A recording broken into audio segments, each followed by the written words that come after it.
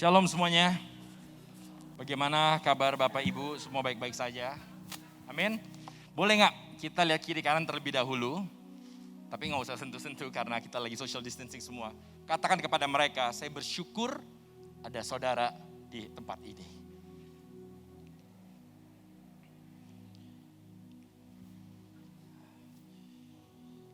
Alright, sebentar ya. Oke, sebelumnya saya mengucapkan terima kasih terutama kepada Tuhan Yesus, definitely. Yang kedua kepada Pastor Albert dan Ibu juga selaku gembala di tempat ini. Karena saya mengenal Pastor Albert sudah cukup lama ya Pak ya, mungkin udah 15-20 tahun yang lalu mungkin. Dan saya gak pernah nyangka seorang Pastor Albert hari ini menjadi seorang gembala yang luar biasa. Siapa yang diberkati oleh pelayanan beliau? Boleh gak dengan segala kerendahan hati saya undang Bapak Ibu bangkit berdiri.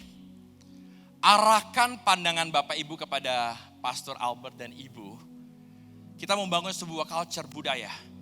Di mana kita sebagai umat Tuhan, kita mau mengapresiasi pemimpin kita. Amin. Kalau saudara diberkati, saudara boleh lihat kepada Pastor Albert. Pastor Albert dan Ibu boleh lihat ke belakang, lihat jemaat yang begitu luar biasa. Dan kita belum. Ini orang Indonesia selalu begini langsung tepuk tangan.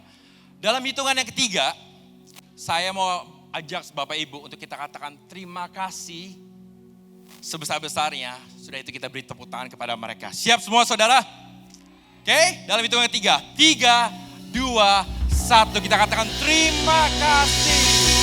We love you so much. Kita beri tepuk tangan paling meriah kepada Tuhan Yesus. Haleluya. Silakan duduk kembali. Thank you so much untuk Pastor Albert.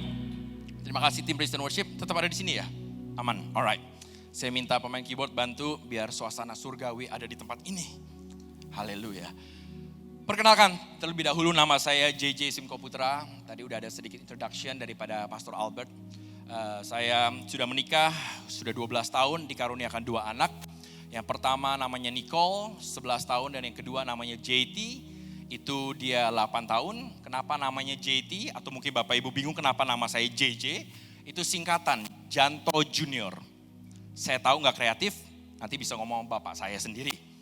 Nah, begitu pula karena saya terinspirasi oleh papa saya, akhirnya saya memberikan nama saya anak saya namanya JT, itu Janto Tersio. Begitu, jadi kurang gitu kreatif juga. Dan saya, I'm a lead pastor daripada sebuah kegerakan namanya Fuse Jakarta, sudah 10 tahun saya menggembalai di sana. Begitu pula saya mempunyai bisnis yang saya jalankan sendiri, tapi cukup tentang saya karena hari ini bukan tentang saya. Amin. Hari ini semua tentang Yesus. Siapa yang siap mendengar firman Tuhan? Amin. Oke, mari kita siapkan hati kita. Judul khotbah saya pada hari ini berjudul Why Me Attitude. Apakah multimedia ada? Oke, thank you so much multimedia. Ya kalau mau follow Instagram saya silakan JJ Simko Putra, kalau enggak juga is okay. Tapi sebelumnya mungkin saya mau ajak saudara kita berdoa terlebih dahulu bersama-sama. Tuhan Yesus, terima kasih Tuhan. We love you so much Tuhan, kami percaya Tuhan 2-3 orang berkumpul di dalam nama-Mu, Engkau hadir di tengah-tengah kami. Bahkan Engkau ada di dalam setiap hati kami semua Lord Jesus. Pada hari ini berbicara lebih lagi Tuhan, karena kami percaya kebaktian ini tanpa Engkau tidak ada apa-apanya Tuhan. Tapi kami percaya waktu Engkau ada di tengah-tengah kami, bahkan Engkau ada di dalam kehidupan kami, disitulah terletak perubahan kami Lord Jesus. Terima kasih segalanya Tuhan, berbicara lebih lagi, bungkus tempat ini dengan darah-Mu yang kudus. Karena hari ini bukan tentang kami, tapi hari ini semua tentang Engkau saja Tuhan. Berbicara lebih lagi, di dalam nama Tuhan Yesus bersama-sama kita katakan, amin, amin, amin. Dan saya mau mulai terlebih dahulu dengan sebuah cerita dari keluarga saya. Tadi saya katakan kepada saudara, saya memiliki 2 anak. Yang pertama Nicole dan JT, kalau saudara boleh bisa lihat di slide berikutnya. Dan kalau Bapak Ibu tahu, di dalam keluarga saya membiasakan untuk kita melakukan mesbah keluarga setiap malam. Setiap malam kita nyanyi bersama, habis kita baca firman dan habis itu kita cerita. Dan kita berdoa. Singkat cerita, waktu itu anak saya yang besar saya katakan kepada dia, Nicole, why don't you pray? Kenapa kamu berdoa pada hari ini? Dan lucunya ada sebuah sikap dan respon yang diberikan kepada anak saya, kepada saya. Dan dia katakan begini, why me? Mengapa saya?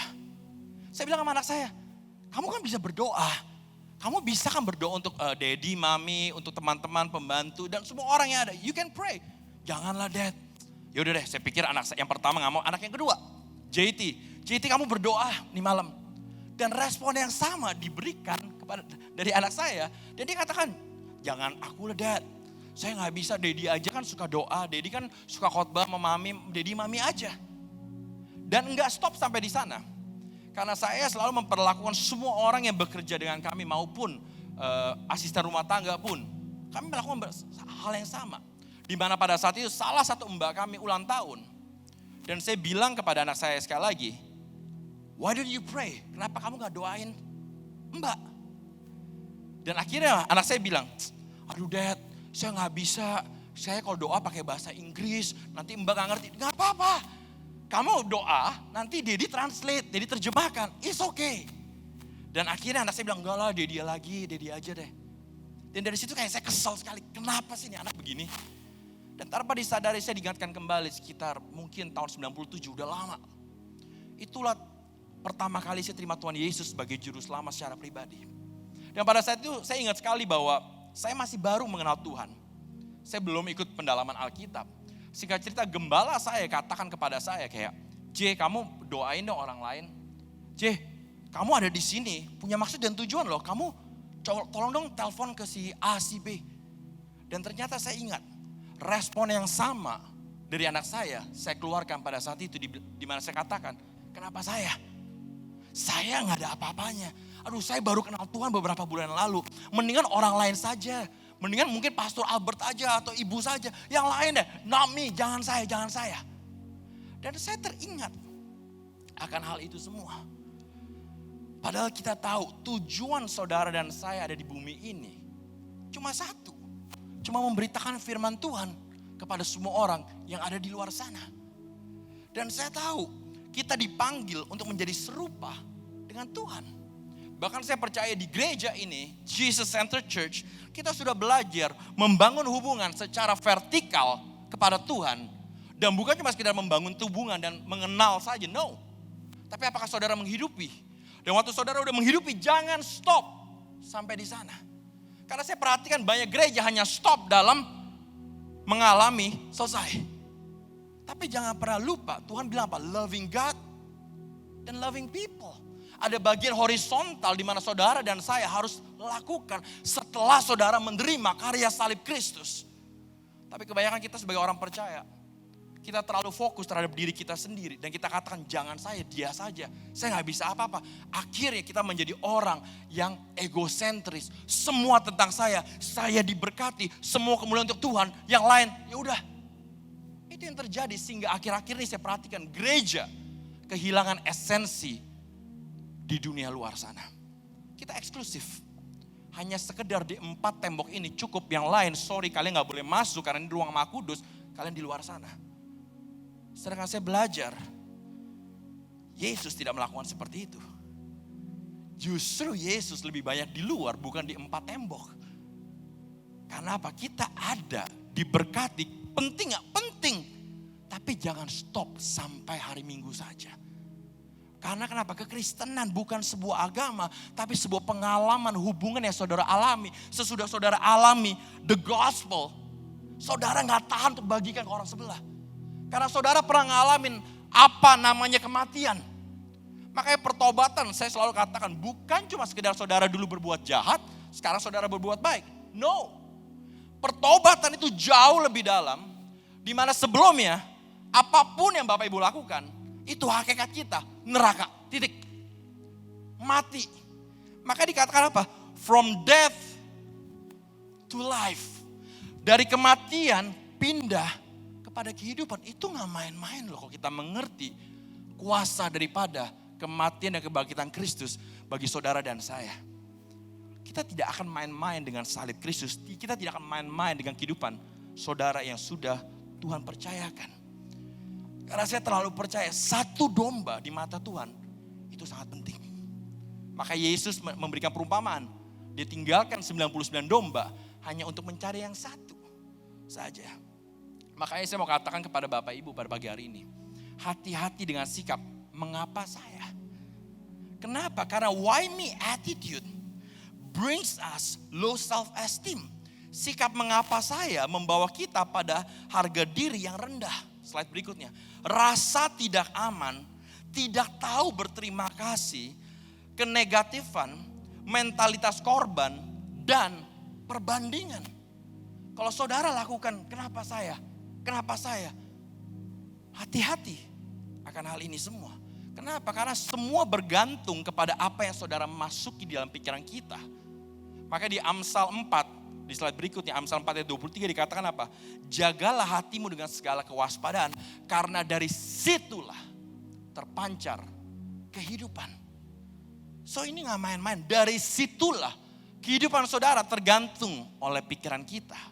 Makanya apa yang kita masuki dan kita hidupi lama-kelamaan akan menjadi sebuah gaya hidup. Gaya hidup kalau saudara lakukan terus menerus akan menjadi sebuah karakter. The moment itu akan menjadi sebuah karakter, apapun yang saudara lakukan, saudara akan lakukan didasari oleh karakter yang saudara bangun. Maka Tuhan bilang hati-hati dengan apa yang masuk di dalam pikiran kita. Karena dari situlah terpancar kehidupan. Makanya dikatakan juga, when you say yes, slide berikutnya, when you say yes to negativity in your mind, you say no to meaningful life. Ketika saudara mengatakan ya untuk hal-hal negatif dalam pikiran Anda mengatakan tidak untuk kehidupan yang sempurna. Tapi saya mau ajak Bapak Ibu untuk masuk lebih dalam lagi. Dan kita melihat cerita di Alkitab mengenai sikap mengapa saya. Kata kepada Allah, tapi apabila aku mendapatkan orang Israel dan berkata kepada mereka, Allah nenek moyangmu telah mengutus aku kepadamu. Dan mereka bertanya kepadaku, bagaimana tentang namanya? Itu alasan yang kedua. Lalu dikata Musa, apa yang harus kujawab kepada mereka? Firman Allah kepada Musa, aku adalah aku. Lagi firmannya, beginilah kau katakan kepada orang Israel itu, akulah aku telah mengutus engkau. Coba kalau saudara bayangkan, kalau saudara mau dipakai Tuhan, respon saudara seperti apa? Saya percaya saudara kayak, yes Tuhan, pakai saya. Mungkin saya rasa kalau tiba-tiba Tuhan berbicara kepada Pastor Albert engkau akan dipakai kepada ujung bumi. Respon Bapak bagaimana Pak? Pasti excited, bergairah, like yes, pakai saya Tuhan, pakai seluruh gereja ini, kita jangkau jiwa-jiwa, ayo. Itulah respon yang biasa kita suka lakukan. Tapi nyatanya Musa memberikan respon yang sangat berbeda. Dengan alasan dan alasan. Di Keluaran 4 ayat 1-2, di slide berikutnya dikatakan apa? Lalu saud Musa, alasan lagi. Bagaimana jika mereka tidak percaya kepadaku dan tidak mendengarkan perkataanku, melainkan berkata, Tuhan tidak menampakkan diri kepadamu. Tuhan berfirman kepadanya, apakah yang di tanganmu itu? Jawab Musa, tongkat. Lalu di Keluaran 4 ayat 6 dan 13 sampai 13. Lagi firman Tuhan kepadanya, masukkanlah tanganmu ke dalam bajumu. Dimasukkannya tangannya ke dalam bajunya. Dan setelah ditariknya keluar, maka tangannya kena kusta putih seperti salju. Dan enggak stop sampai di sana, Tuhan mengconvince Musa. Sesudah itu firman-Nya, masukkanlah tanganmu kembali ke dalam bajumu. Musa memasukkan tangannya kembali ke dalam bajunya. Dan setelah ditariknya keluar, maka tangan itu pulih kembali seperti seluruh badannya. Jika mereka tidak percaya kepadamu dan tidak mengindahkan tanda mujizat yang pertama, maka mereka akan percaya kepada kedua tanda mujizat ini dan mendengarkan perkataanmu. Maka engkau harus mengambil air dari sungai Nil dan harus kau curahkan di tanah yang kering. Lalu air yang kau ambil itu akan menjadi darah di tanah yang kering. Lalu kata Musa kepada Tuhan, Tuhan, aku ini tidak pandai berbicara. Dahulu pun tidak, dan sejak engkau berfirman Allah kepada hamba-Mu pun tidak. Sebab aku berat mulut dan berat lidah. Tetapi Tuhan berfirman kepadanya, siapakah yang membuat lidah manusia? Siapakah yang membuat orang bisu atau tuli? Membuat orang melihat atau buta? Bukankah aku, yakni Tuhan? Oleh sebab itu, pergilah. Aku akan menyertai lidahmu dan mengajar engkau apa yang harus kau katakan. Sekali lagi, enggak stop lagi. Musa berkata, Tuhan, utuslah kiranya siapa saja yang patut kau utus. Yang harus kau pakai untuk membuat tanda-tanda mujizat. Amin. Di sini kalau Bapak Ibu perhatikan, kalau saya jadi Tuhan pada saat itu. Kalau saya jadi Tuhan, pengen saya pentung tim Musa. Lu udah kamu udah masukin tangan ke bajumu, keluar kusta. Masukin tangan ke bajumu lagi, engkau pulih. Tuhan berbicara langsung kepada Musa. Tapi Tapi Musa tetap keras kepala dan dia berkata, saya gak bisa apa-apa. Maka ada 5 alasan yang Bapak Ibu bisa lihat yang Musa perbuat. Slide berikutnya dikatakan apa? Siapakah aku ini? Bagaimana tentang namanya? Bagaimana jika mereka tidak percaya? Ini klise banget yang sering dilakukan kepada mungkin orang-orang introvert. Aku tidak pandai bicara. Aduh, aku kalau ngomong sama dia tuh aku udah gemeter banget deh. Kalau aku senyum aja fales. Aduh, jangan deh. Dan yang paling rohani sekali, utuslah kiranya siapa saja yang patut. Ini yang kita suka lakukan Bapak Ibu. Saya berdoa kepada daerah sekitar sini. Dalam nama Yesus mereka bertobat. Tapi jangan utus saya Tuhan, utus dia saja. Itu yang kita sering lakukan. Utus dia. Makanya saya percaya kehidupan Musa itu mirip dengan kita semua. Siapa yang bisa relate dengan hal-hal tersebut? Angkat tangannya. Wah, di sini pada luar biasa Pak Albert, semua sudah lulus ujian. Saya percaya kita semua pasti bisa connect dengan statement yang Musa buat. Bahkan mungkin Bapak Ibu sering berkata, kenapa saya? Apa yang saya bisa lakukan? Saya dari keluarga biasa-biasa saja. Masalah saya dengan istri saya belum kelar. Finansial saya aja masih sulit. Bagaimana sih bisa memberkati orang lain? Kehidupan hubungan antara orang tua dan anaknya masih berantakan. Bagaimana saya bisa menjadi berkat bagi orang-orang di sekitar saya? Kalau kita memiliki mentalitas seperti ini, kita gak ada bedanya dengan Musa. Makanya pada hari ini saya mau bagikan ada 3 observasi kepada saudara. Why me attitude itu. Yang pertama, jangan abaikan hal-hal biasa. Jangan abaikan hal-hal biasa. Kenapa? Karena Tuhan yang kita sembah dapat mengambil hal yang biasa, hal yang Bapak Ibu anggap sampah, enggak signifikan, dia dapat rubah untuk kemuliaan Tuhan. Karena saudara selalu berkata, hidupku bukannya aku lagi. Makanya saya selalu katakan kepada orang percaya, hati-hati dengan cara kita berdoa. Halo? Karena waktu kita berdoa kita sering bilang apa? Tuhan, biasa kita keluarkan list kita dari A sampai Z. Sesudah itu kita katakan apa? Biar kehendak-Mu terjadi di dalam nama Tuhan Yesus. Amin. Dan biasanya apa yang terjadi Bapak Ibu? Kehendak kita gak pernah terjadi. Kenapa? Karena kita selalu bilang apa? Biar kehendak Tuhan yang terjadi, makanya dia ambil agenda saya. Karena agenda saya biasa-biasa saja dan agenda saya semua tentang saya dirobek dan digantikan agenda Tuhan. Karena agenda Tuhan adalah agenda yang terbaik bagi kita semua. Hati-hati akan hal itu. Makanya saya bersyukur. Gak apa-apa, saya orang biasa saja. Tapi saya bersyukur saya punya Tuhan yang luar biasa. Yang hidup di dalam kehidupan saya. Karena hidup bukan tentang kita.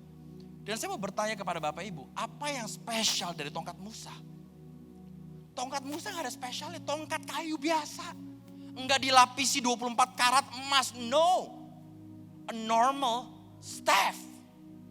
Kalau kita masukin di zaman konteks zaman sekarang mungkin. Tongkat mungkin berbicara mengenai status. Biasa. Sama mungkin kehidupan kita. Kita ngerasa aduh saya masih kerja sama orang. Saya belum punya usaha sendiri. Aduh saya masih ada utang. Aduh kehidupan saya masih berantakan. Aduh saya baru kena COVID. Aduh saya masih belum sembuh. Itu yang sering terjadi dalam kehidupan kita. Masing-masing. Tapi saya mau ajak Bapak Ibu untuk berpikir sejenak pada hari ini. Pernahkah Bapak Ibu berpikir, kenapa saudara lahir di keluarga saudara? Apakah sebelum Bapak Ibu lahir di bumi ini, Bapak Ibu milih, saya mau nasionalitasnya Indonesia. Saya mau keluarganya A, B, C. Saudara pilih, no. Saudara tidak memilih. Bahkan pernahkah saudara bertanya, kenapa saudara ada di Jakarta? Kenapa saudara ada dan tertanam di gereja JCC Cijantung? Banyak gereja di luar sana, tapi saudara ada di sini karena ada maksud dan rencana Tuhan. Pernahkah saudara bertanyakan hal itu? Pernahkah saudara bertanya kenapa saudara punya kekuatan ini? Kenapa saudara punya karakter ini? Apakah saudara memilih menjadi introvert atau extrovert? Enggak. Tapi nyatanya Tuhan sudah sediakan semua sesuai dengan kapasitas kita. Atau mungkin Bapak Ibu bertanya, Kenapa saya mengalami musibah? Kenapa saya mengalami COVID kemarin ini? Kenapa saya mengalami kebangkrutan dalam keluarga saya, tapi terima kasih Tuhan kau pulihkan. Kenapa? Seringkali kita bertanya. Dan saya terlalu percaya di dalam Tuhan enggak ada yang kebetulan. Amin. Di dalam Tuhan kita pikir mungkin biasa-biasa saja. Tapi sekali lagi Tuhan mau memakai cerita kehidupan saudara untuk orang lain. Makanya saudara mengalami bagaimana kita bisa membagikan kemenangan kalau kita nggak pernah masuk ke sebuah pertandingan di dalam kehidupan. Bagaimana saudara bisa bilang I am a winner, tapi saudara nggak pernah bertanding sama sekali. Akhirnya itu hanya sebuah teori. Iman saudara dibangun oleh sebuah teori, bukan sebuah pengalaman. Hati-hati sebagai orang percaya, jangan bangun sekedar teori. Teori penting, tapi pengalaman akan firman Tuhan jauh lebih penting. Karena disitulah letak iman saudara, karena saudara mengalami siapa yang saudara sembah. Dan itu jauh lebih signifikan. Makanya di sini saya mau berikan kepada Bapak Ibu. Mungkin saudara bilang hal biasa. Apa sih yang kita punya? Slide berikutnya. Semudah dan sesimpel, saudara punya panca indera. Saudara punya mata untuk melihat. Apakah tetangga saya ada belum kenal Tuhan? Apakah ada tetangga saya mungkin lagi mengalami kesulitan? Saudara mempunyai telinga untuk mendengar keluh kesah mereka. Sesimpel itu. Nggak usah neko-neko, saudara mesti doain orang mental ke ujung sana baru wow supernatural. Kita terlalu fokus terhadap hal supernatural sehingga kita meremehkan hal kehidupan setiap hari. Sedangkan Tuhan berbicara kepada kita bukan cuma sekedar di hari Minggu, tapi setiap hari. Kalau saudara merasa Tuhan berbicara hanya di hari Minggu, jangan-jangan kehidupan saudara dari Senin sampai Sabtu tidak pernah mencerminkan gereja. Akhirnya saudara tidak pernah mengalami apa gereja, saudara tidak pernah mengalami apa kata Alkitab karena saudara hanya datang di hari Minggu mengalami saja. Makanya saya selalu katakan kalau di sini ada connect group, cell group, datang ke sana. Karena kita butuh dibangun bukan cuma hari Minggu, setiap hari. Karena dunia di luar sana itu ganas, itu kejam. Kita butuh bersama-sama bersatu sebagai keluarga. Kita bisa menjadi orang yang kuat, memenangkan pertandingan di luar sana. Tapi jangan pernah abaikan hal-hal yang biasa.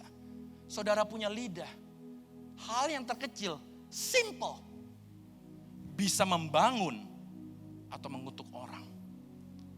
Saya suka lakukan seperti ini. Saudara pasti punya handphone. Saudara ada WhatsApp.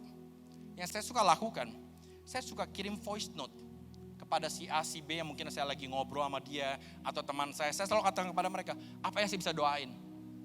Sesimpel itu. Saya doain di voice note, saya kirim ke mereka. Sekali lagi, Tuhan pakai hal kecil merubah seseorang. Jangan pernah remehkan. Tuhan kalau mau berbicara sama orang lain, pakai batu pun juga bisa. Nggak butuh kita. Tapi Tuhan mau berpartner dengan kita bersama-sama untuk bagikan pesan Tuhan yang nyata. Kita punya kaki untuk melangkah. Dan lebih menariknya lagi yang saya paling suka. Saudara punya cerita hidup saudara. Siapa yang pernah gagal? Saya akan menjadi orang pertama angkat tangan. Siapa yang pernah gagal dalam kehidupan? Saya percaya saudara pasti pernah gagal. Tapi sekali lagi, respon kita akan menentukan apakah kegagalan itu akan menjadi kegagalan atau tidak. Karena saya percaya sekali lagi, kegagalan yang Tuhan mau pakai dalam kehidupan kita, itu akan menjadi cerita bagi orang lain. Supaya waktu kita ngobrol dengan mereka, kita akan connect dengan mereka melalui cerita kita. Hati-hati akan hal itu. Makanya ada sebuah quote dari Christian Kane. Dikatakan seperti ini, God is able, Tuhan mampu mengambil kekacauan di masa lalu kita dan mengubahnya menjadi sebuah pesan. Dia mengambil cobaan dan ujian dan mengubahnya menjadi kesaksian. Itu yang pertama, jangan pernah abaikan hal-hal biasa. Dan yang kedua, jangan abaikan orang biasa. Do not ignore ordinary people. Karena Tuhan pakai orang biasa untuk grand design dia. Tuhan pakai siapa sih di Alkitab? Pakai ahli Taurat, ahli agama? No. Tuhan pakai nelayan, pemungut cukai, pelacur. Tuhan pakai. Tuhan gak pernah pandang, wah ini kayaknya hebat, ini yang saya pakai deh. Atau salib saya kayak lebih buat pendeta-pendeta atau pendoa syafaat saja. No, salib Tuhan buat semuanya, for those whoever, siapa saja. Cuma kita seringkali tidak pernah mengakui. Dan kita ngerasa salib itu lebih besar untuk pendeta yang khotbah. No. Makanya Tuhan tahu akan hal itu semua. Maka dikatakan apa? God isn't looking for ability. Tuhan tidak mencari apakah saudara bisa atau tidak bisa. Karena Tuhan tahu saudara tidak akan pernah bisa.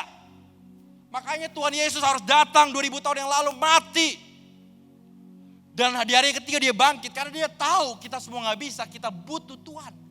Makanya Tuhan rindukan bukan apakah saudara bisa atau tidak. Saudara mau atau tidak. Karena kalau saudara mau, Tuhan dapat pakai 5 roti 2 ikan saudara loh. Kelihatannya kecil, gak ada arti. Di mata dunia tidak ada arti. Di mata Tuhan, Tuhan mengucap syukur 5.000 orang makan. Hati-hati akan hal ini. Kita juga bisa melihat kisah daripada Musa juga. Di mana saya percaya Musa frustrasi memimpin orang Israel keluar dari Mesir. Tapi nyatanya Tuhan memimpin Musa. Dan Musa disertai Tuhan. Makanya saya suka dari quote dari Andy Blackaby. Dikatakan apa? The reality, kenyataannya adalah bahwa Tuhan tidak pernah memanggil yang memenuhi syarat. Justru dia memenuhi syarat untuk yang terpanggil. Dan saya bersyukur akan hal itu. Karena Tuhan yang mengequip saya dari dalam. Dan saya mau encourage kepada Bapak Ibu semua. Untuk tidak pernah menghakimi atau menjudge kehidupan saudara sesuai dengan keadaan kita pada hari ini. Karena saya tahu manusia tidak pernah bisa melihat masa depan. Manusia sulit untuk melihat potensi. Bahkan kita sulit melihat potensi. Dan seringkali yang terjadi keadaan sekitar kita justru yang mendikte identitas kita. Keadaan sekitar kita justru yang mendikte iman saudara. Kalau keadaannya berubah, iman kita, identitas kita berubah. Hati-hati akan hal itu semua. Tapi kita tahu Tuhan dapat melihat jauh. Waktu Tuhan melihat Simon, dia sudah melihat Petrus. Waktu Tuhan memanggil Saulus, dia sudah melihat Paulus. Walaupun kita belum melihat secara pribadi. Dan saya percaya ini yang Tuhan lagi mau lakukan dari gereja JCC Cijantung sini. Bahwa God is trying to do something within the church. Cuma apakah kita relevant enough? Apakah kita menjadi jembatan? Atau justru kita merobohkan jembatan untuk kita bisa menjadi orang eksklusif? Hati-hati akan hal itu. Makanya saya selalu katakan gereja bukan berbicara mengenai internal. Bahwa gereja selalu berbicara mengenai eksternal. Karena di luar sana mereka membutuhkan harapan. Harapan itu hanya datang dari mana? Dari pengalaman hidup saudara dan saya. Karena mereka tidak mencari mungkin pengkhotbah atau apa. No. Karena saya selalu bilang, penginjilan paling efektif bukan waktu saya berkhotbah. No. Maaf kata, karena saya bisa munafik waktu saya berkhotbah. Saya bisa pakai topeng waktu saya berkhotbah. Tapi justru penginjilan paling efektif waktu gaya hidup saudara mencerminkan Kristus tanpa saudara perlu berbicara. Ini akan jauh lebih efektif. Karena mereka merasakan kehidupan saudara setiap hari. Every day. Dan itu jauh lebih efektif. Mereka bertanya kepada ibu dan bapak. Kok ibu lagi ngalamin masalah? Kenapa ibu bisa tenang? Itu jauh lebih powerful. Kok ibu berantem sama suami tapi bisa mengampuni. Padahal suaminya mungkin sudah brengsek. Atau istrinya malah main dan kabur. Kok bapak ibu bisa mengampuni? Ada sesuatu yang berbeda. Waktu bapak ibu lagi ngalami krisis, lagi ngalami COVID, kenapa bapak ibu bisa tetap kuat? Sedangkan banyak orang lain hari-hari putus asa dan mereka bunuh diri. Ada sesuatu yang berbeda dan ini yang bumi, dunia lagi butuhkan. Mereka gak pernah cari guru, kenapa? Guru udah banyak di luar sana. Tapi mereka mencari seorang role model yang mereka bisa terinspirasi oleh gaya hidup mereka. Bukan sekedar teologi mereka. Dan ini tugas kita semua, seluruh gereja. Bukan cuma Pastor Albert saja, seluruh gereja. Untuk menjadi jawaban, menjadi terang dan garam di luar sana. Tapi seringkali kita pakai sikap, jangan saya. No, jangan saya. Jangan pernah menghakimi kehidupan saudara. Daud, seorang gembala menjadi raja. di satu musim berikutnya. Saulus pembunuh menjadi Paulus penginjil. Yakub penipu menjadi Israel pejuang. Hati-hati. Dan yang terakhir, jangan abaikan Tuhan. Karena kita mempunyai Tuhan yang luar biasa. Dan saya akan membuat satu statement.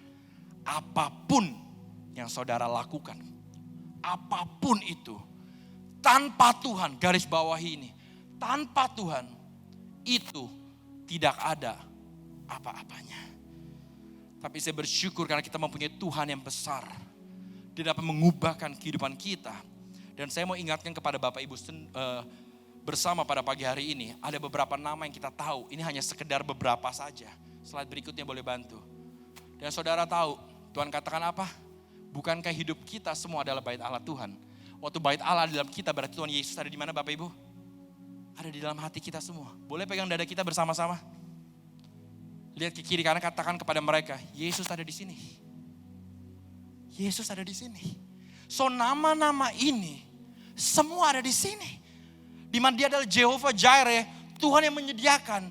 Jehovah Rafa, Tuhan yang menyembuhkan. Jehovah Shalom, damai sejahtera ada dalam kehidupan kita. Jehovah Nisi, Tuhan panji kita. Jehovah Ra, Tuhan gembala kita. Jehovah Shammah, Tuhan selalu hadir. Seluruh nama ini bahkan lebih ada di dalam hati saudara.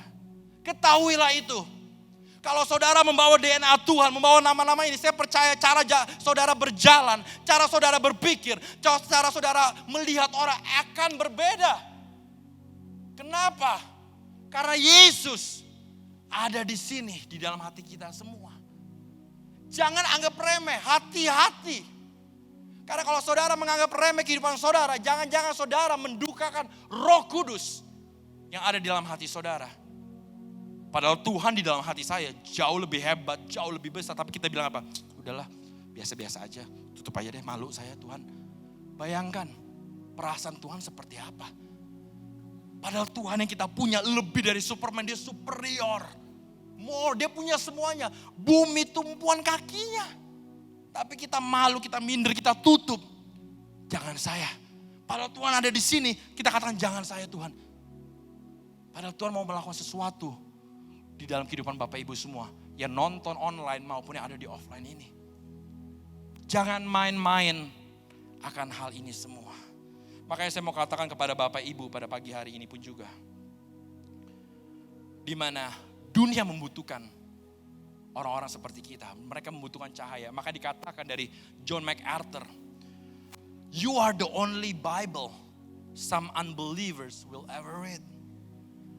Kita mungkin adalah satu-satunya orang, satu-satunya Alkitab. Mungkin orang di luar sana tidak akan pernah baca Alkitab.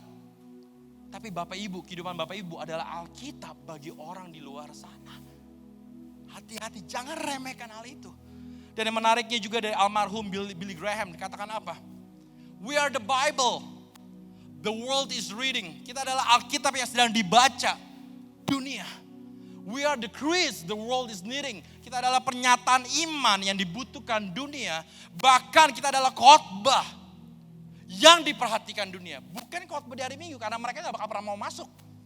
Tapi kehidupan saudara adalah khotbah yang sedang diperhatikan di tetangga saudara. Yang sedang diperhatikan di tempat kerja saudara. Di keluarga saudara. Di mertua saudara. Di pembantu saudara. Seluruh hidup kita sedang ditonton oleh mereka. Pertanyaan saya pada hari ini. Maukah saudara meresponi panggilan Tuhan? Jangan berpikir hidup hanya tentang saya, me, myself, and I. Dan dunia hari-hari ini lagi mengajarkan, pandemik pun juga lagi mengajarkan, banyakkan orang langsung fokus ke diri kita. Kita makin besar, mereka makin kecil, hahaha, kalian kasihan loh. Dan kita langsung vonis dan judge mereka, lu dosa sih, makanya Tuhan gak menyertai lu. Kita mulai bermain sebagai Tuhan atas kehidupan orang lain. Padahal saudara sendiri hidup kita masih munafik. Hati-hati akan hal itu. Maukah saudara meresponi dari why me pada hari ini? Kalau saudara mengerti, jangan pernah abaikan hal-hal biasa. Jangan pernah abaikan orang-orang biasa. Dan jangan pernah abaikan Tuhan yang ada di dalam kehidupan saudara. Kalau saudara mau alami dan saudara mau berubah, rubah sikap kita dari why me menjadi slide berikutnya, why not? Why not? Kenapa enggak Tuhan? Saya kemarin pernah melewati COVID. No wonder saya harus menjadi berkat bagi orang lain. Pakai saya Tuhan, why not? Kalau saya pernah mengalami kebangkrutan, tiba-tiba saya dibawa naik di restorasi, why not? Kalau saudara pernah mengalami kebebasan breakthrough antara hubungan orang tua dengan anak, saudara mau menjadi berkat bagi orang lain, kenapa tidak Tuhan? Pakai saya. Pakai saya. Dan saya percaya gereja ini akan dipenuhi oleh jiwa-jiwa. Dan bukan cuma sekedar itu, mereka akan keluar lagi memenangkan jiwa-jiwa. Dan dunia akan jauh lebih baik. Bukan cuma sekedar baik, tapi mereka mengenal siapa Yesus yang mereka sembah. Mereka mengalami pengharapan. Mereka mengalami kabar baik the gospel itu sendiri. Kalau saudara mau meresponi, saya ajak saudara bangkit berdiri bersama-sama. Thank you Jesus. Terima kasih Tuhan Yesus untuk hari ini Tuhan. Di mana saudara berada? Saudara boleh pejamkan mata saudara. Hari ini bukan tentang kiri kanan kita, tapi hari ini tentang saudara secara pribadi. Kalau saudara mungkin tidak sengaja datang ke tempat ini, atau saudara mungkin tune in online tidak sengaja juga. Mungkin saudara ngerasa hidup saudara sampah. Saudara ngerasa hidup saudara tidak ada artinya. Saya selalu gagal dalam pernikahan. Saya gagal dalam ekonomi. Saya gagal dalam hubungan. Atau dulu saya masih kecanduan terhadap ABC. Mungkin saudara tahu sendiri. Tapi Tuhan mengatakan kepada Bapak Ibu pada pagi hari ini. Saya tahu kita terbatas. Tapi ketahuilah, Tuhan tidak terbatas. Tuhan mau pakai kehidupan Bapak Ibu. Jangan pernah anggap kehidupan kita sampah. Apapun kata orang lain, it's fine. Tapi Tuhan mau katakan, I love you. Saya mati buat saudara. Tuhan mau katakan, kembali ke rumah. Come back, come back, come back. Karena di rumah ada pengharapan. Di rumah ada pengampunan. Dan Tuhan mau pakai kehidupan saudara. Kalau saudara mau meresponi, angkat tangan di mana saudara berada. Terima kasih, thank you Jesus. Thank you Jesus. Silakan turunkan tangan saudara kembali. Tuhan Yesus, hamba-Mu telah selesai berbicara Tuhan. Sekali lagi hamba-Mu terbatas. Tapi saya bersyukur, saya mempunyai Tuhan yang luar biasa Tuhan. Berbicaralah kepada mereka yang mengangkat tangan tadi Lord Jesus. Di mana mereka berada, online maupun offline Tuhan. Mereka mau meresponi Tuhan pada panggilan-Mu pada hari ini Tuhan. Biar mereka senantiasa dikuatkan. Ingatkan mereka bahwa hidupan mereka berharga. Mereka love, mereka accepted, mereka forgiven Tuhan. Dan oleh dasar itu Tuhan, mereka dapat mengampuni, menerima, mengasihi orang lain. Karena kekuatan mereka bukan dari diri mereka, tapi kekuatan mereka dari apa yang Yesus sudah lakukan di kayu salib. Dan kami percaya itu cukup. Berkati mereka Tuhan Yesus di mana mereka berada. Kuatkan, peluk mereka. Yang lemah dikuatkan. Yang berbeban berat kau angkat semuanya Tuhan. Engkau tahu, engkau tidak jauh. Engkau ada di dalam hati mereka. Berbicara lebih lagi Lord Jesus. Berbicara lebih lagi. Kami terima sih ini semua Lord. Kami mengubah dari why me menjadi why not. Karena kami tahu kami tidak berjalan sendiri. Kami bersama dengan Engkau. Terima kasih untuk segalanya Tuhan. Di dalam nama Tuhan Yesus bersama-sama kita katakan. Amin, amin, amin.